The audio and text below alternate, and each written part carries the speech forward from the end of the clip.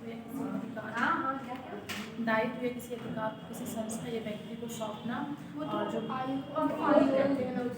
बोले दो अच्छी बात है, बोलो कोई बात नहीं, गलत भी है ना कोई बात नहीं, मत दो बोले दो। हाँ इसके मतलब जो संस्था या व्यक्ति को सौंपना और उसके जो पद होते हैं उस पद में मतलब उस पद का कार्य अभी गड़बड़ है ना। हाँ आप बताओ। इसके अंदर जो लेखा जोखा का नियंत्रण था, लेखा जोखा का नियंत्रण, लेखा जोखा से आप कहाँ से जैसे और सरल शब्दों में समझाइए।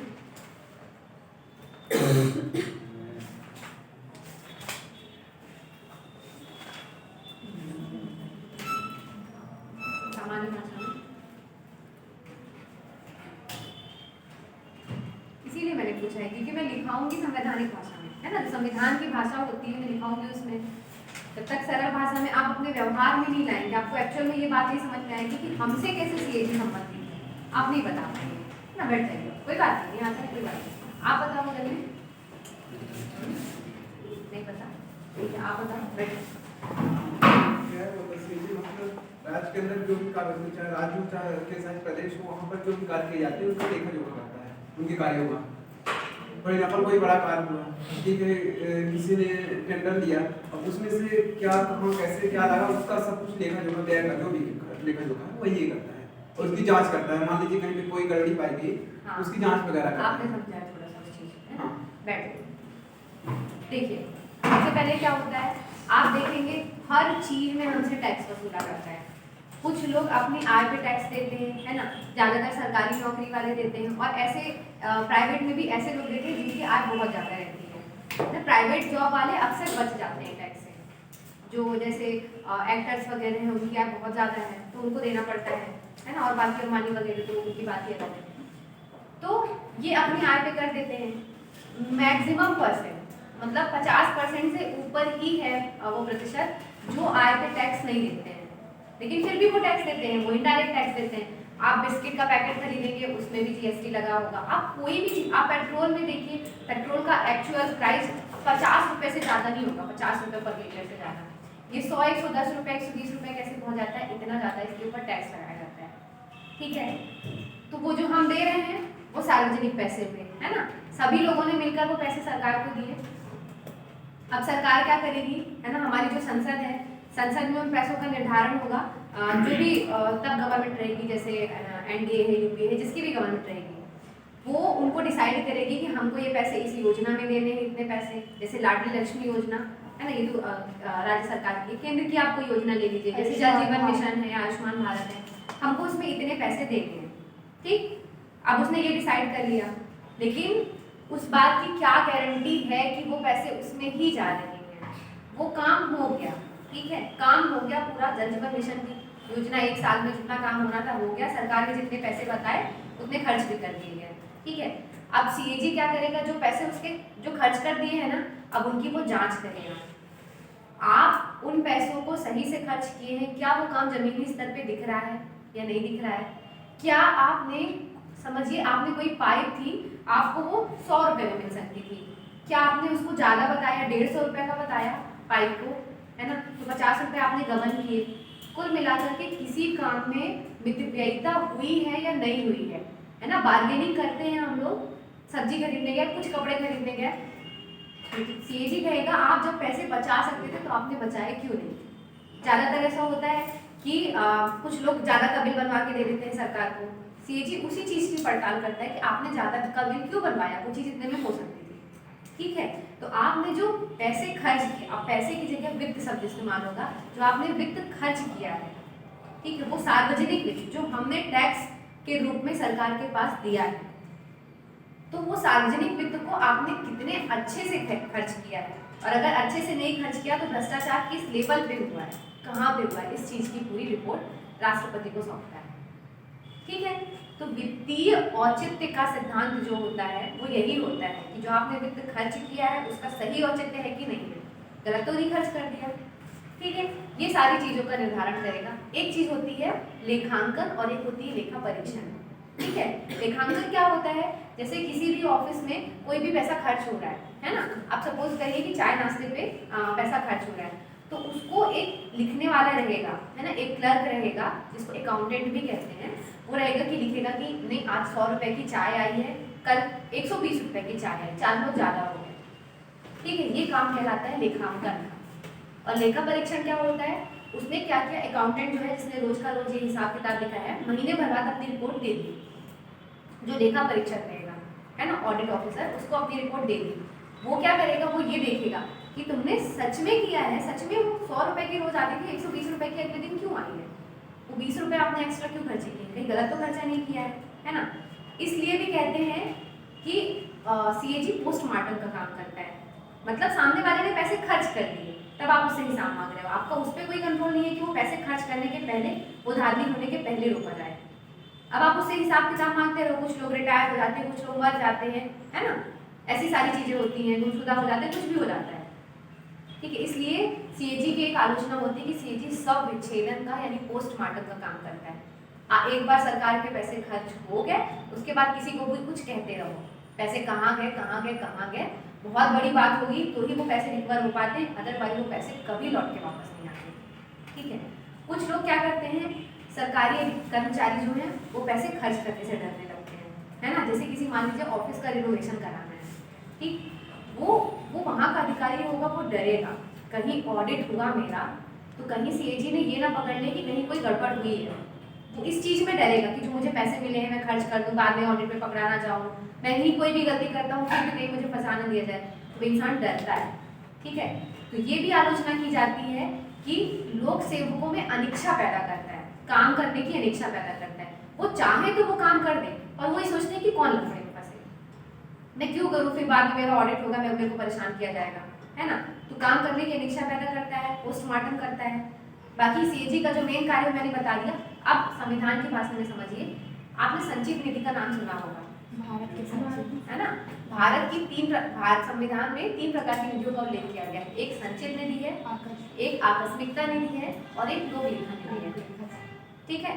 संचित निधि में वो सभी पैसे जमा होते हैं जो यहाँ सरकार कलेक्ट कर रही है टैक्स के रूप में, और बाकी सरकार के जो पीएसयूज हैं, सार्वजनिक उपक्रम है, जैसे कि केल भेल सेब और बाकी सारी चीजें भी हैं, इनसे जो कमाई हो रही है सरकार को, वो सारे पैसे जाकर के एक अकाउंट में जमा हो रहे हैं, संचित निधि, ठीक है।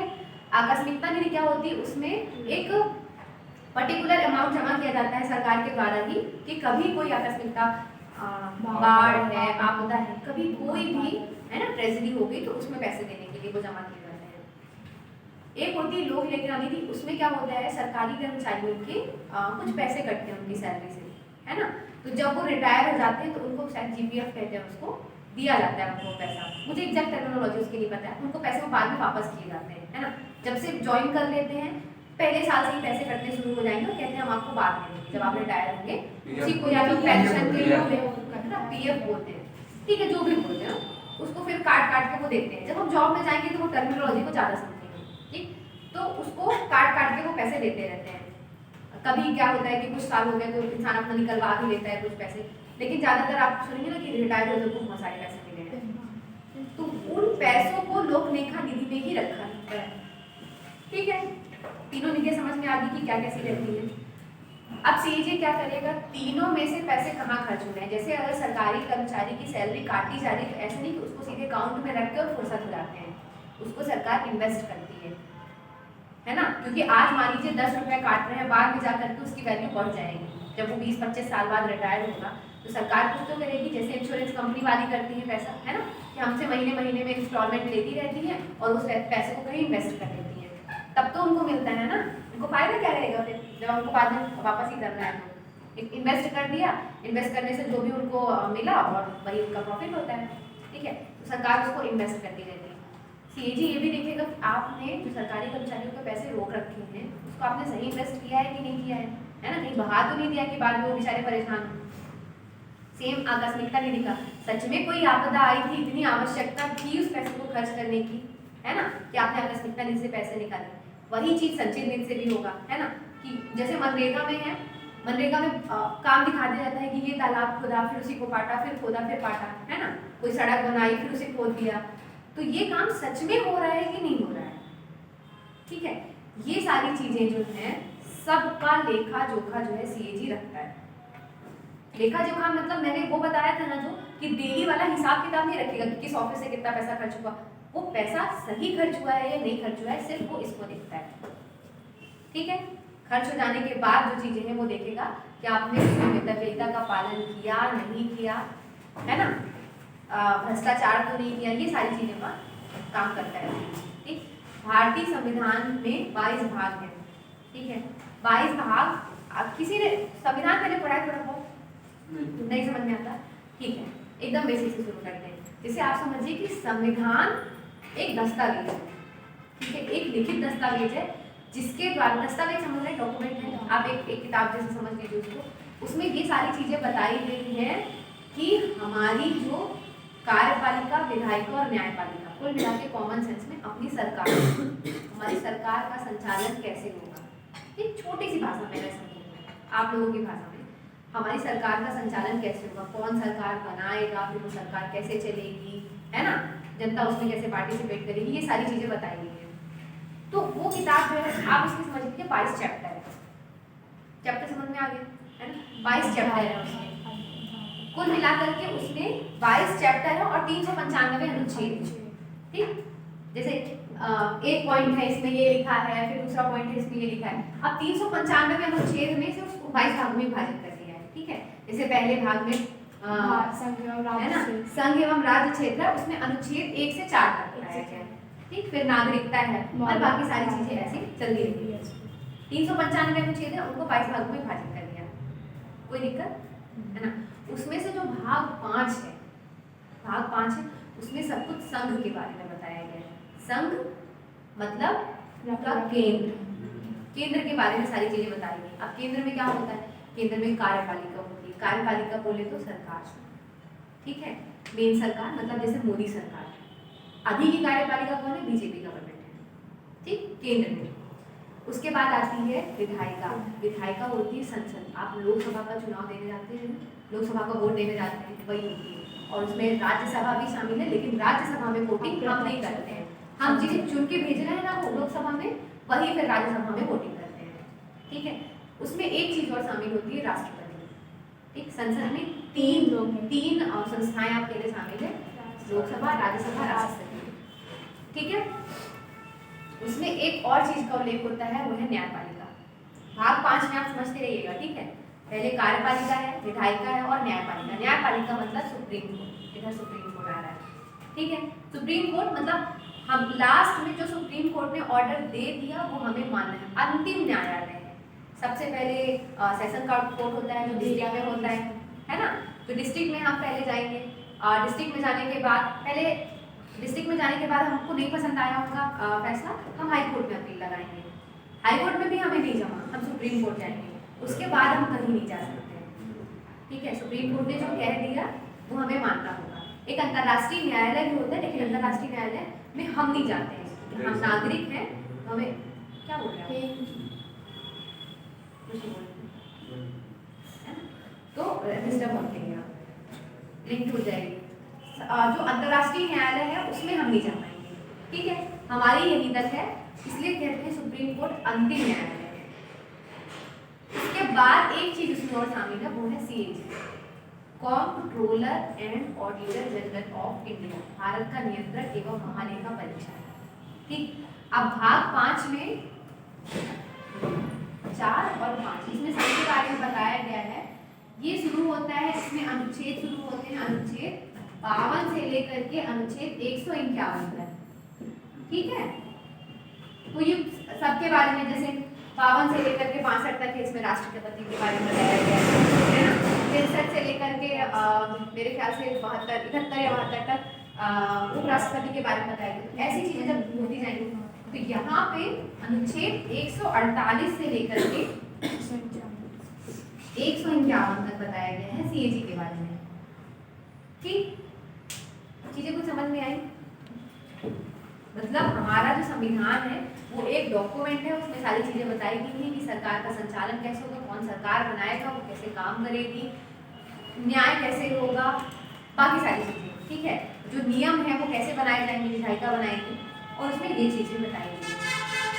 ठीक, तो सबसे पहला यही है कि अनुच्छेद 148 में क्या बताया गया है, अनुच्छेद 149 में क्या बताया गया, 150 और 151 में क्या बताया गया है। ठीक है, तो अनुच्छेद 148 में यही बताया गया है कि एक सीएजी संस्था होगी और उसकी नियुक्ति कैसे होगी, उसको पद से हटाया कैसे जाएगा, उसे शपथ कौन दिलाएगा, उसकी शपथ क्या होगी, उसको सैलरी कितनी मिलेगी, उसका ऑफिस कैसा होगा, है ना, ये सारी चीज़ें 148 अनुच्छेद में बताई गई। 149 में बताया गया है सीएजी के काम क्या होगा। ठीक है, ये क्वेश्चन पूछा गया था, सीएजी के कर्तव्य किस में बताए गए, अनुच्छेद 149 में। ठीक है, 150 में बताया गया है कि सीएजी अपनी जो ऑडिट होगी वो किस प्रारूप में रखेगा, है ना, मतलब जो वो बताएगा कि राष्ट्रपति को वो रिपोर्ट सौंपेगा ना कि इधर ये घोटाला हुआ है, इधर ये घोटाला, अगर नहीं हुआ तो बताएगा कि ये सही है, तो वो किस प्रारूप में रखेगा। ठीक है, प्रारूप मतलब फॉर्मेट, वो कौन सा फॉर्मेट होगा, तो वो ये उसमें ये बताया गया है कि सीएजी जिसको सही मानेगा और राष्ट्रपति जिसमें राजी हो जाएंगे। ठीक है, सीएजी की उपरांत राष्ट्रपति बनाएगा, राष्ट्रपति की राय के उपरांत सीएजी बनाएगा, जो भी सेंटेंस है देखेंगे। उसके बाद लास्ट में आता है रिपोर्ट, संपरीक्षा प्रतिवेदन लिखा होता है, प्रतिवेदन को इंग्लिश में रिपोर्ट कहते हैं। ठीक है, उसको रिपोर्ट जो है किसको सौंपेगा, ये सारी चीजें बताएंगे। ठीक है, तो अब लिखना शुरू करते हैं। पहले हम क्या करेंगे, थोड़ा मेंस के टाइप में लिख लेंगे और उसके बाद जो ऑब्जेक्टिव है उनको एक साथ एक पेज में लिख लेंगे। ठीक, हेडिंग डालिए, भारत का नियंत्रक एवं महालेखा परीक्षक। भारत का नियंत्रक एवं महालेखा परीक्षक, ये चीज फ्री में भी है और मेंस में भी है। ठीक है, भारत का नियंत्रक, एक साथ क्वेश्चन दे देते हैं, संरचना और कर्तव्य। हाँ मैं बताऊंगी, लिखो भारत का नियंत्रक एवं महालेखा परीक्षक। इंग्लिश में भी लिखिएगा controller and auditor general of India, English में है कंट्रोलर, कंट्रोलर नहीं लिखिएगा, कंट्रोलर। ठीक है, controller and auditor general of India. कहीं स्पेलिंग मिस्टेक होगी तो खुद से सही कर लीजिएगा।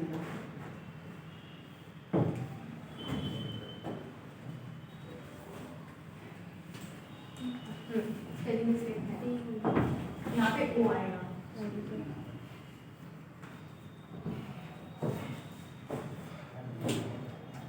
देखिएगा, भारतीय संविधान के एक इंट्रो टाइप है। ठीक है, जब भी कुछ सीएजी से इंट्रो पूछेगा तो आप यही वाला इंट्रो हर बार चिपकाइएगा।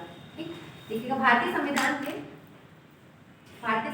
भाग 5 के, भारतीय संविधान के भाग 5 के अनुच्छेद 148 से, भारतीय संविधान के भाग 5 के अनुच्छेद 148 से 151 तक, 151 तक में, 151 तक में भारत के नियंत्रक एवं महालेखा परीक्षक,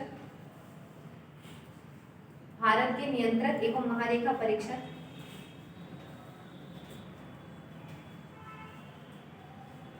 भारत के नियंत्रक एवं महालेखा परीक्षक के बारे में उल्लेख किया गया है।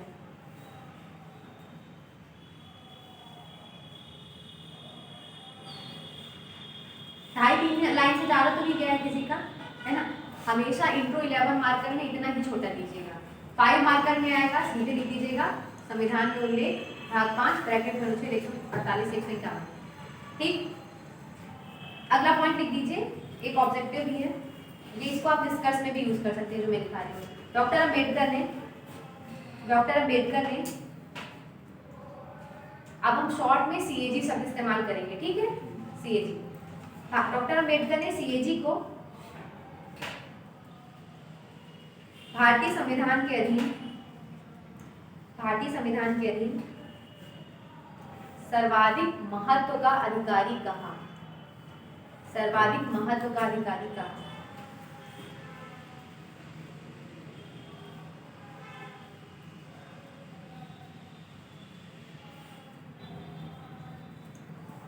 ये ऑब्जेक्टिव भी पूछा जा सकता है कि किसने कहा, है ना, सीएजी को सर्वाधिक महत्व का अधिकारी किसने कहा, और ये आप अपनी डिस्कस में भी इस्तेमाल कर सकते हैं। ठीक है, कि जब आपको कुछ डिस्कस नहीं सूझ रहा हो ना, एक सेंटेंस बस याद रखिएगा, है ना। उपर्युक्त आलोचनाओं के बावजूद डॉक्टर अम्बेडकर ने इनको सर्वाधिक महत्व का अधिकारी कहा, हमेशा पॉजिटिव डिस्कस करना है, ठीक। अब लिखिएगा अनुच्छेद 148। अब अनुच्छेद करके लिखते जाइए ताकि फ्री का कवर होते जाएगा। अनुच्छेद 148 में लिखिएगा, बताया गया है भारत का नियंत्रक एवं महालेखा परीक्षक, भारत का नियंत्रक एवं महालेखा परीक्षक।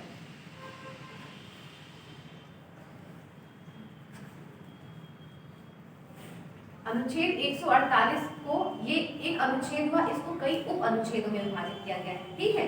तो कुल 6 उप अनुच्छेद हैं। तो अब लिखिएगा ऐसे अनुच्छेद 148(1)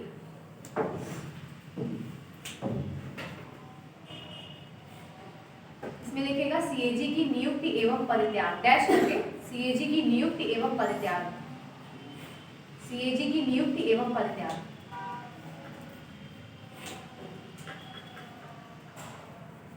इसमें फिर डैश करके इसकी डिटेल लिखिएगा। सीएजी की नियुक्ति, सीएजी की नियुक्ति राष्ट्रपति द्वारा की जाती है, राष्ट्रपति द्वारा की जाती है, राष्ट्रपति द्वारा की जाती है। राष्ट्रपति को अंडरलाइन कर लीजिएगा, ये फिर से ऑब्जेक्टिव है, कौन करता है, ठीक है। परंतु वह उसके प्रसाद पर्यंत, बताती हूँ इस शब्द का क्या मतलब है, प्रसाद पर्यंत,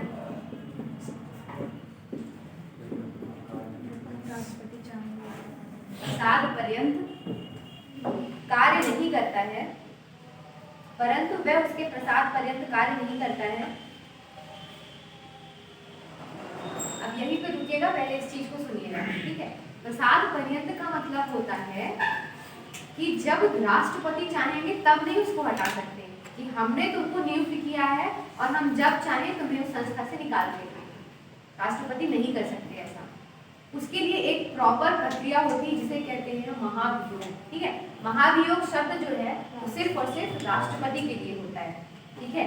बाकी महाभियोग जैसी प्रक्रियाएं जो होती है ना, अन्य के लिए इस्तेमाल की जाती है, ठीक है। जैसे हाई कोर्ट और सुप्रीम कोर्ट के जो न्यायाधीश होते हैं उनको महाभियोग जैसी प्रक्रिया के द्वारा हटाया जाता है। सीएजी को महाभियोग जैसी प्रक्रिया के द्वारा हटाया जाता है। ये महाभियोग जैसी प्रक्रिया क्या होती है इसके बारे में बता दूं। हमारा जो संसद होता है ना, मैंने बताया आपको संसद किस से मिलकर बना होता है, राष्ट्रपति, लोकसभा, राज्यसभा, ठीक। राष्ट्रपति, लोकसभा और राज्यसभा से मिलकर होता है।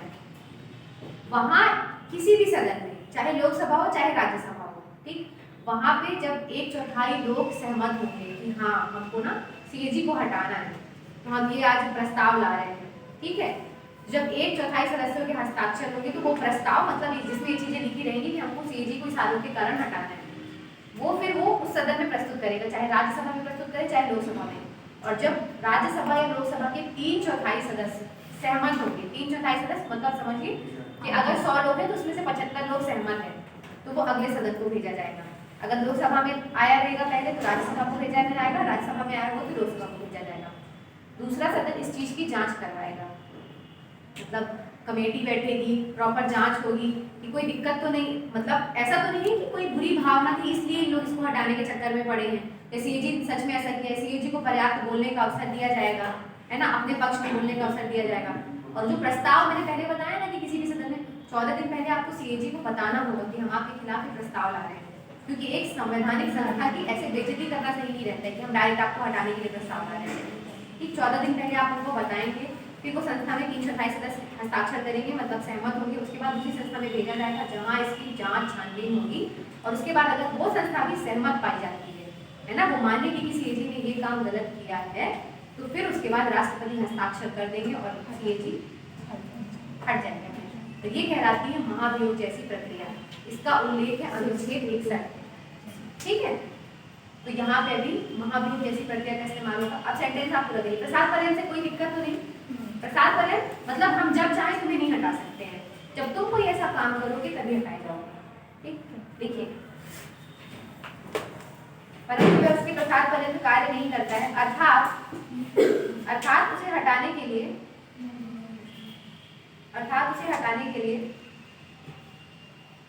उच्चतम न्यायालय,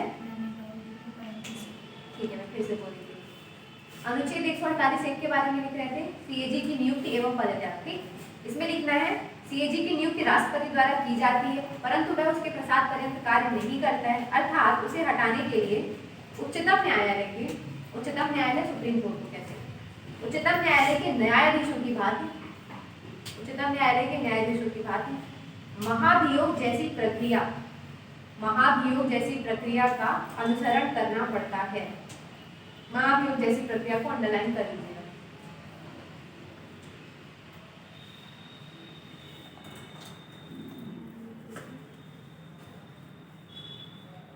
यहीं पे लिख लीजिए सीएजी का कार्यकाल, इसी में लिखिएगा, इसी पॉइंट में सीएजी का कार्यकाल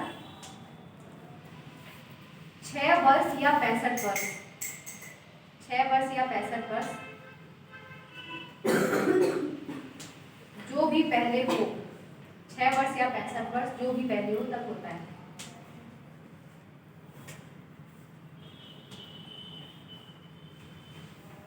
छह वर्ष से 65 वर्ष समझ में आ रहे हैं कहने का क्या मतलब है ना? आपको मैं समझाऊं, जैसे मान लीजिए एक इंसान है वो 63 साल की उम्र में सीएजी बना, ठीक है, तो 65 साल को 2 ही साल उसको टाइम मिलेगा ना, 65 साल का हो गया तो भी वो रिटायर माना जाएगा। एक 45 साल का इंसान सीएजी बना, तो जब वो 51 साल का होगा ना, जैसे उसके 6 साल होंगे वो रिटायर मान लिया जाएगा। तो कोई दिक्कत? 6 वर्ष या 65 वर्ष दोनों ही कंडीशन लागू होती है। जो इंसान उम्र में बड़ा है उसके लिए 65 वर्ष वाली, और जो उम्र में छोटा है उसके लिए 6 वर्ष वाली, उससे ज्यादा बार आप कार्यकाल रख सकते हैं, ठीक है। अब दूसरा लिखिएगा अनुच्छेद 148(2), अनुच्छेद 148(2), इसमें है सीएजी की शपथ। सीएजी को ऐसे मत लिखिएगा, ठीक है, ऐसे ही लिखिएगा, ये गलत तरीका है लिखने का। इंग्लिश में चलेगा, हिंदी में नहीं चलेगा। लिखिएगा सीएजी की शपथ। खुद से सोचिए कौन दिलाएगा सीएजी को शपथ? संवैधानिक संस्था तो राष्ट्रपति दिलाएगा। डैश करके लिख लीजिए, राष्ट्रपति दिलाएगा। सीएजी के एक एक शब्द को ना अपने दिमाग में बैठा लीजिएगा, क्योंकि ये आयोग का क्वेश्चन है। 10th यूनिट प्री की 10th यूनिट में क्वेश्चन है, और ये पूछा ही पूछा जाएगा, इसमें से कुछ भी पूछा ही जाएगा, सिलेबस में ही है ना। अनुच्छेद 148(3) लिखिए, सीएजी के वेतन एवं अन्य सेवा शर्तों का निर्धारण, सीएजी के वेतन एवं अन्य सेवा शर्तों का निर्धारण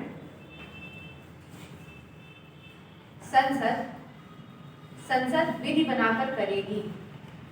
संसद को अंडरलाइन कर लीजिएगा, संसद विधि बनाकर करेगी। सीएजी की वेतन एवं अन्य सेवा शर्तों का निर्धारण संसद विधि बनाकर करेगी। फिर से देखिए, इसमें समझा देती हूँ, है ना।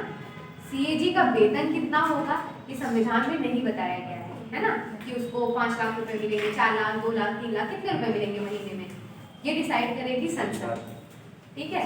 संसद क्या करेगी? एक नियम बनाएगी, समय समय पर वो नियम बनाती रहेगी, कानून बनाती रहेगी। विधि मतलब कानून, मतलब वो कानून बनाती रहेगी कि हम सीएजी को हर महीने इतना रुपया देंगे, ठीक है। सीएजी की कोई फिक्स वो नहीं है। अभी संसद ने जो बनाई है विधि, उसके हिसाब से सीएजी को 2,50,000 रुपए महीने दिए जाते हैं, ठीक है। अगर नहीं लिखना हो तो ब्रैकेट में लिख लीजिएगा। इसमें और चीज लिखी है, सीएजी के वेतन एवं अन्य सेवा शर्तों का निर्धारण। अन्य सेवा शर्तें मतलब बहुत सी सेवा शर्तें होती हैं उसकी, कि सीएजी कहाँ जा सकता है, कहाँ नहीं जा सकता है, सीएजी क्या कर सकता है, क्या नहीं कर सकता है ना। सेवा शर्तों में बहुत सारी चीजें शामिल है। उसकी पेंशन कितनी होगी, ठीक है, किस कारण से हम उसकी पेंशन रोक लेंगे, किस कारण से हम उसकी पेंशन बढ़ा देंगे, ये सारी चीजें।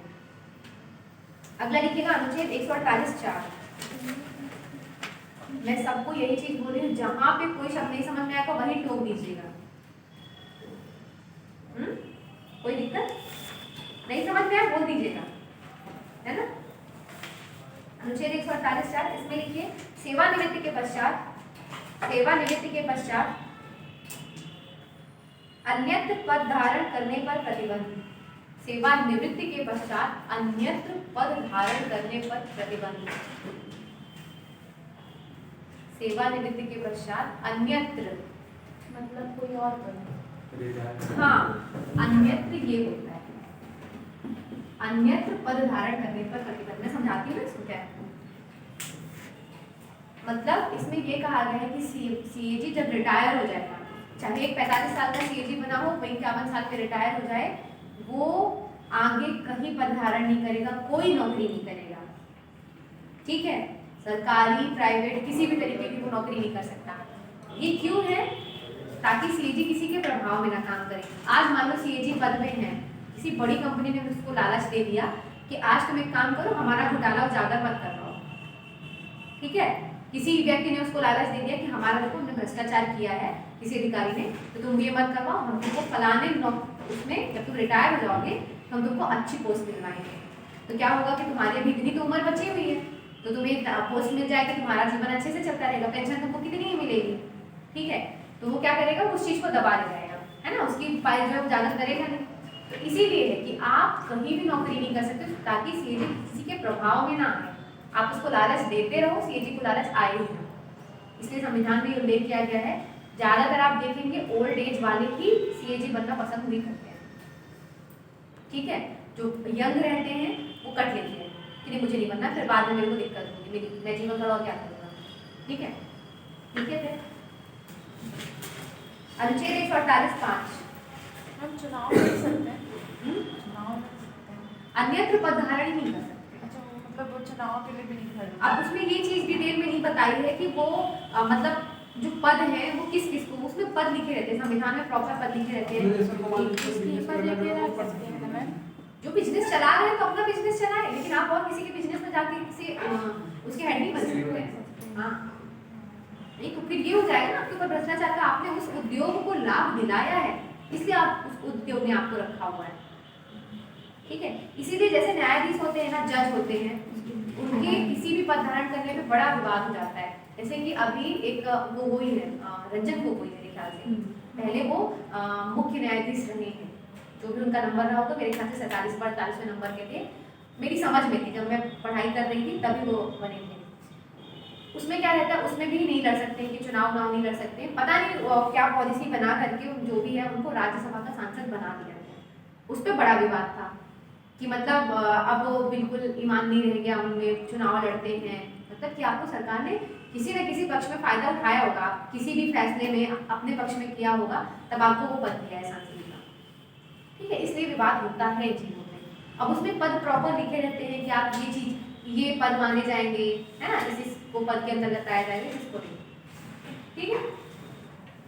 अगला लिखिएगा अनुच्छेद 148(5) राष्ट्रपति सीएजी के परामर्श से, राष्ट्रपति सीएजी के परामर्श से, सीएजी के परामर्श से सीएजी कार्यालय के प्रशासन संबंधी नियमों को बनाएगा, सीएजी कार्यालय के प्रशासन संबंधी नियमों को बनाएगा।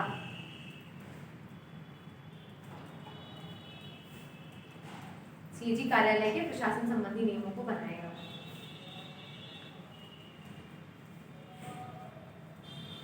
इसमें ये चीज बताई गई है, जैसे कि आप देखेंगे कि कलेक्टर ऑफिस लिखा रहता है ना, कलेक्ट्रेट को कलेक्टर ऑफिस, उसमें बैठता तो मेन कलेक्टर है, लेकिन बहुत सारे लोग इंक्लूडेड रहते हैं ना, बहुत सारे कर्मचारी, तब जाकर के कलेक्टर अपना काम अच्छे से कर पा रहे हैं। वैसे सीएजी के पास बहुत सारे कर्मचारी, उनका एक प्रॉपर ऑफिस है जिसमें वो बैठ रहे हैं और बहुत बड़ा कैंपस है, तो उसमें काम कैसे होगा, मतलब उसमें कौन से कर्मचारी नियुक्त किए जाएंगे, उन कर्मचारियों को सैलरी कितनी दी जाएगी, उन कर्मचारियों के लिए जो नियम होंगे ना वो राष्ट्रपति बनाएगा, लेकिन सीएजी से परामर्श लेगा कि क्या ऐसा करना उचित है, उसके बाद राष्ट्रपति उसको डन कर देगा, ठीक। इसमें ये चीज बताएगी। अगला लिखिएगा अनुच्छेद 148(6) सीएजी कार्यालय के प्रशासनिक व्यय, सीएजी कार्यालय के प्रशासनिक व्यय भारत की संचित निधि पर भारित होंगे। सीएजी कार्यालय के प्रशासनिक व्यय भारत की संचित निधि पर भारित होंगे। देखो फिर मैं समझाती हूँ। सीएजी कार्यालय के प्रशासनिक व्यय भारत की संचित निधि पर भारित होंगे।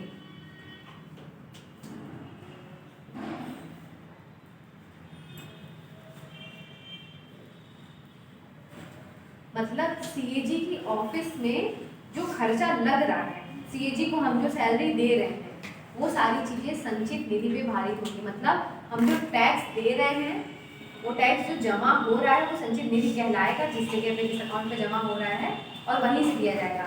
मतलब अगर कोई चाह ले, प्रधानमंत्री चाह ले, है ना, कि हम सीएजी का सैलरी रोक दें, हम इस महीने की तुमको देंगे ही नहीं, तुमने हमारे खिलाफ ये काम कर दिया, हमारी ये कालाबाजारी उजागर कर दी है, तो सीएजी उसे डरने वाला नहीं है, क्योंकि सीएजी को सैलरी रेगुलर मिलती है, उसकी सैलरी को रोकने वाला कोई नहीं है।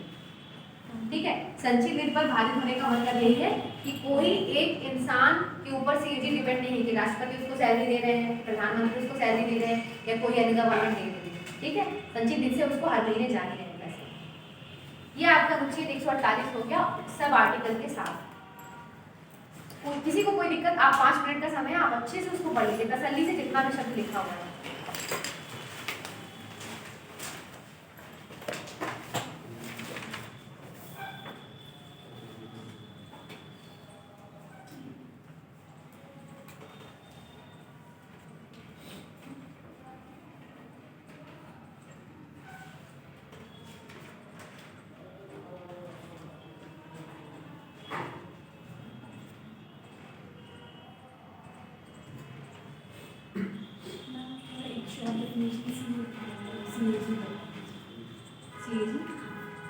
सीएजी को आप कहेंगे ना सार्वजनिक निधि का संरक्षक है।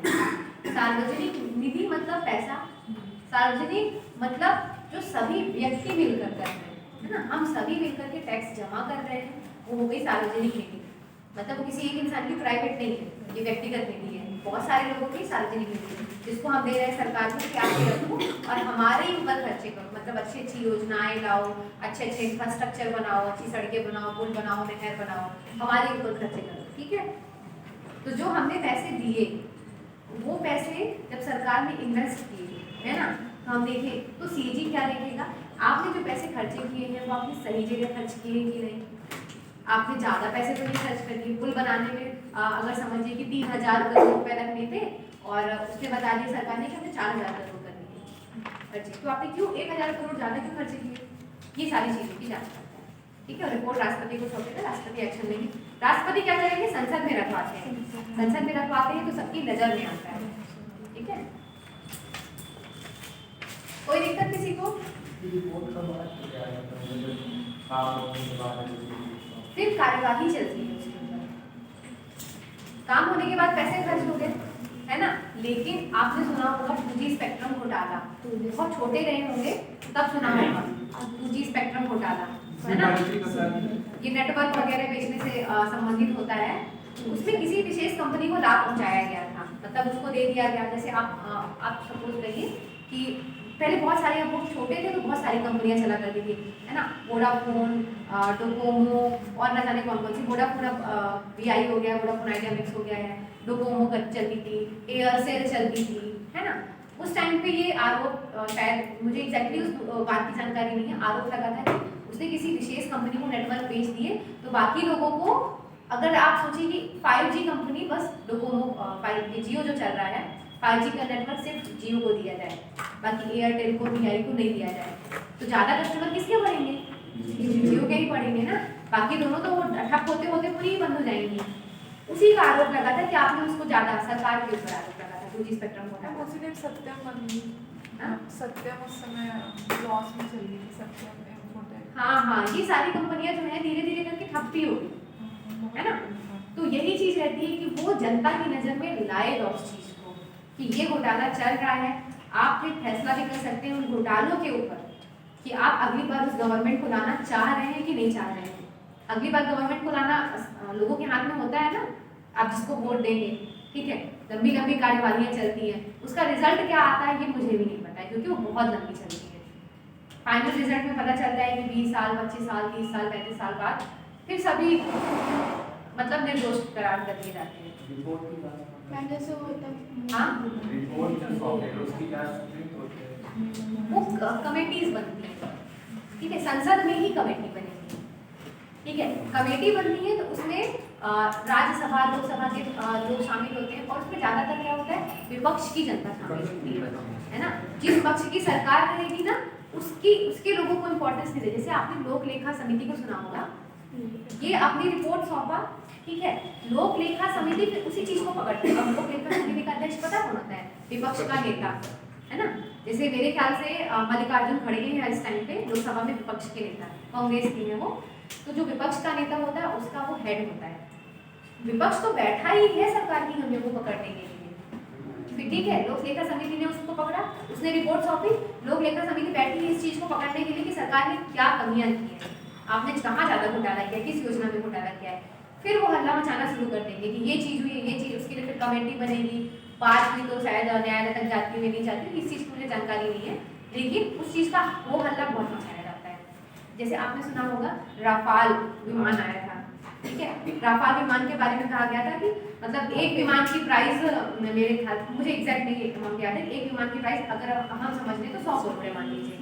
तो कहा कि मोदी सरकार ने जानबूझ के उस कंपनी को फायदा बताने के लिए उसका प्राइस 200 करोड़ बता दिया है, एक विमान का प्राइस, और ऐसे करके उसको दोगुना बता दिया है उसमें बजाय, ठीक है।